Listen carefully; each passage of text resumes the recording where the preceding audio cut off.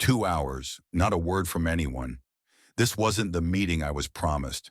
Time keeps dragging on. I know they've forgotten about me. I can feel it. The weight of their indifference. They don't see me as someone important, just another man waiting. But today, I'm going to change that. The clock on the wall ticks relentlessly, and each second feels like an eternity. I shift in my chair, glancing around the room. It's a grand, polished bank lobby. Everything about it screams wealth and exclusivity. Marble floors, brass fixtures, artwork on every wall. But here I sit, just another face in the crowd, waiting for a meeting that was supposed to be important. I glance at my watch again. The time has passed. 2 hours now. I take a deep breath, trying to keep my frustration in check. No one even acknowledges my presence. I was promised an important discussion. I had to push to get in here, make the phone calls, set everything up.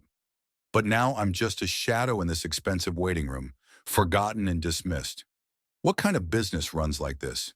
What kind of people can afford to treat others like this? I try to calm myself, reminding myself that I have a reason to be here. I earned my spot at this table. I'm not here by accident. I'm dressed the part. A sharp suit, polished shoes. I've prepared, researched, and planned for this meeting. I've done everything right. But it's hard to ignore the feeling that I don't belong in a place like this. I can almost hear the murmurs from the other side of the room, the glances that I don't dare return. I'm well aware of how I look to them, but they don't know who I am. They don't know what I've accomplished. They don't know the life I've led to get here. I've fought, worked hard, and sacrificed, and yet here I am being treated like I'm invisible. No acknowledgement, no apology for the delay. Just silence. The silence feels deafening, suffocating. It's as if the walls themselves are pressing in on me, and with every second that passes, I feel smaller. Then finally, the door opens. A young woman enters the room, and her eyes immediately find mine. She's holding a clipboard, her posture stiff, but there's something in her gaze that I can't quite place. Is it pity, or just the routine professionalism of someone who's seen this all before? She doesn't smile. Instead, she speaks almost curtly. "Mr. Harris, we're ready for you now." I stand up, trying to mask my irritation. It's hard to maintain my composure, but I know I have to. This meeting, this moment, is bigger than my frustration. I'm here for a reason, and I won't let them see how much they've gotten under my skin. This is about business. I can't let my emotions cloud that. I follow her down the hallway, my footsteps echoing in the silence. The further we walk, the more I feel the weight of their eyes on me. The judgment, the assessment. I can feel the pressure mounting. I've always felt it. The sense of being watched, scrutinized in every interaction. I try to push the feeling aside, focus on the task at hand, but it's hard to ignore. As we reach the meeting room, the woman opens the door. "They're expecting you," she says before stepping aside to let me enter. I take a deep breath before I step inside.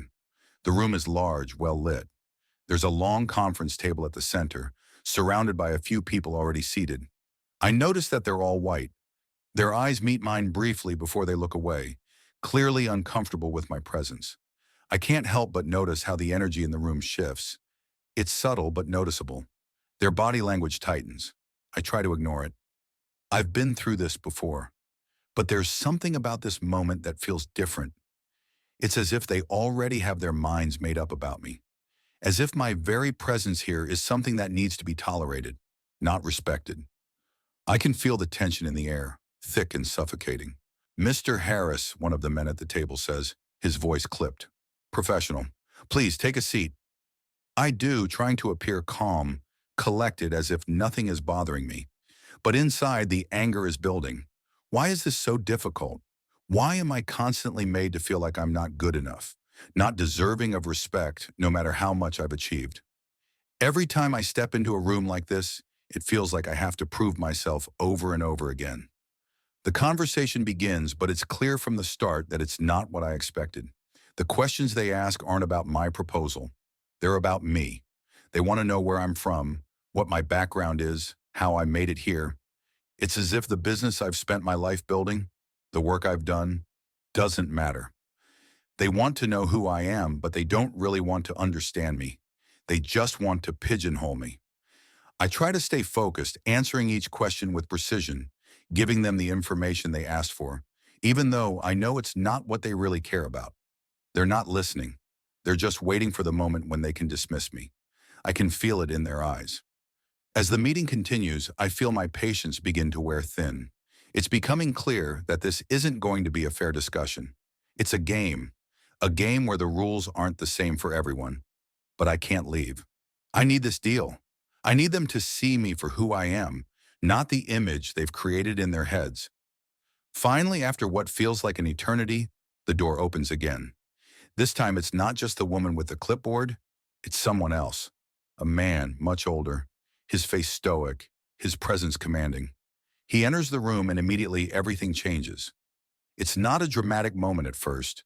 There's no grand announcement. But as he steps into the room, everything shifts. The people at the table sit a little straighter. Their posture becomes more formal. They pay more attention to what I'm saying. I notice the difference immediately. It's subtle but undeniable. Who is this guy, I wonder? What kind of influence does he have here? But I don't have time to question it. The meeting moves forward. As I speak, I can see the others listening more closely. The tension that was once thick in the room begins to dissipate. There's a slight change in their demeanor, a shift from indifference to interest.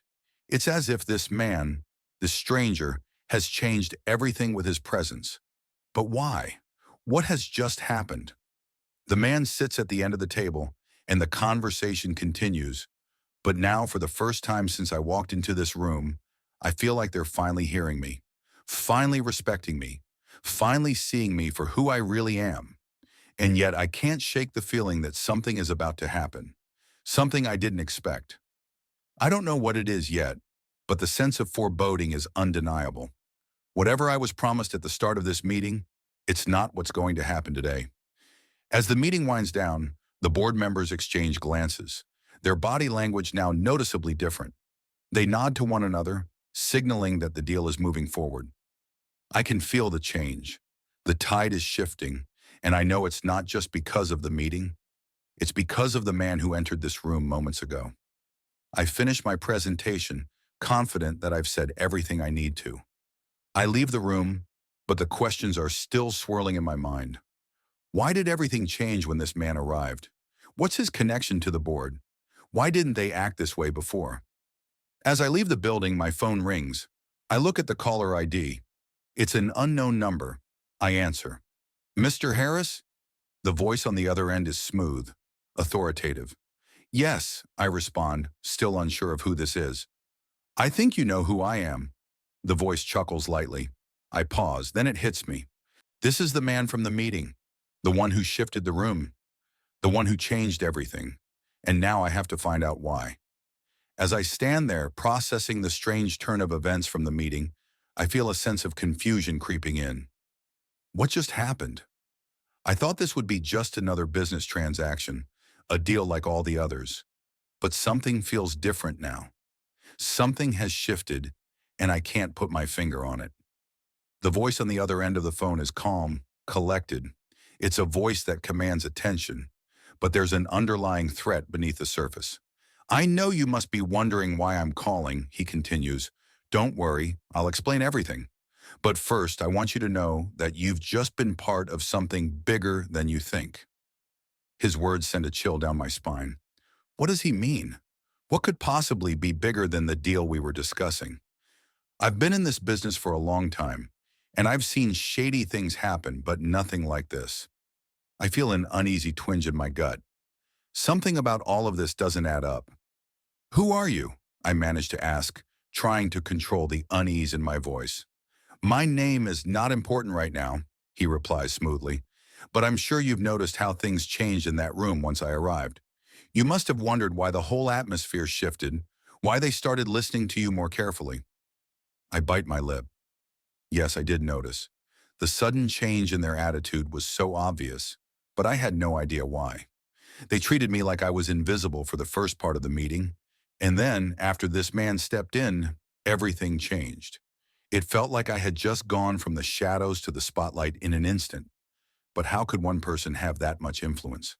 Your presence there today was not a coincidence, he continues, his voice almost a whisper now. You were invited to that meeting not for your knowledge, not for your proposal, but for what you represent.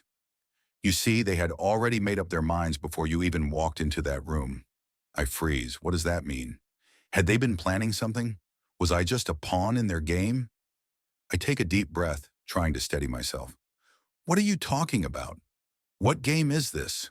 Why did they treat me like that? The man laughs softly, but there's no humor in it. You're in the world of the powerful now. This is how things are done.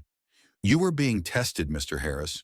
They wanted to see how you'd react, how you'd respond under pressure. And you passed. Congratulations. I can feel the weight of his words hanging over me. What kind of test was this? And why was I being tested at all? I'm not some kind of experiment, I snap, my voice rising slightly. I'm here to do business, not to be part of some twisted game. The man's tone changes, and for the first time, there's a hint of seriousness in his voice. You are doing business, but the rules are different now. Everything has changed. What happened in that meeting today was just the beginning. You're in a bigger world now, a world where your every move will be watched. The people you just met, they're not just board members. They're part of something far more complex, and you need to understand that. I feel a wave of realization hit me, and my thoughts race. Everything I've ever known about business, about success, about how to make it in the corporate world, it all seems so trivial now.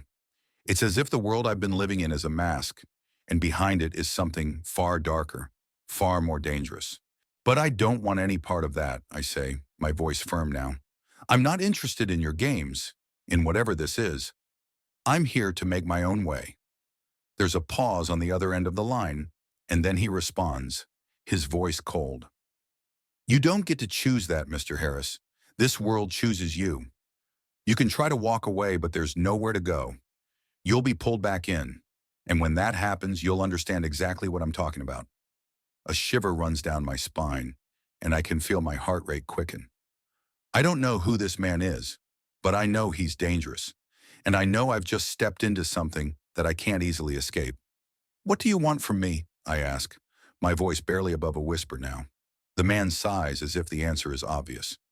I want you to understand the power you've just been exposed to. You'll be tested again, Mr. Harris, and when that happens, you'll either rise to the occasion or be crushed under the weight of it all. He pauses, and for a moment, I can't say anything. My mind is racing, my thoughts tangled. Is this really happening? Am I really talking to someone who holds all the cards? It feels like I'm trapped in a game I didn't sign up for. Don't worry, he says, as if reading my thoughts. You won't be alone in this. But understand this. There's no going back now. Your future is set in motion. The question is, how will you handle it? With that, the line goes dead. I sit there for a moment, staring at my phone, unsure of what just happened. My mind is spinning, my heart still racing from the intensity of the conversation. Who was that man? What does he want from me? And most importantly, what does this all mean for my future? I stand up abruptly, pacing back and forth across the room. This can't be real, I think. This can't be happening. But the more I think about it, the more I realize that this is real. It's happening right now, and there's nothing I can do to stop it. The power, the influence, the manipulation. It's all so much bigger than I ever imagined. I thought I was just here for a business deal. But now I realize I've been pulled into something far darker, something I can't even begin to comprehend.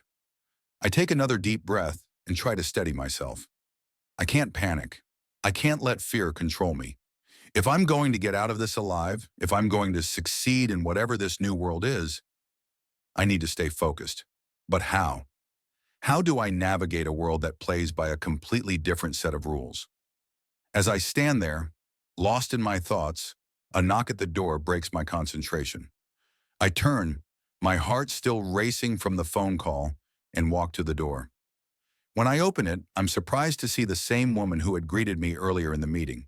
She looks at me with a smile, but it's not the same one she had earlier. There's something different in her eyes now. Something almost knowing. Mr. Harris, she says softly, there's someone who would like to meet you. My mind races again. Who is this person? What is going on? I step aside, allowing her to lead me down a narrow hallway, my pulse quickening with each step. I have no idea who is waiting for me, but something tells me that my life is about to change forever.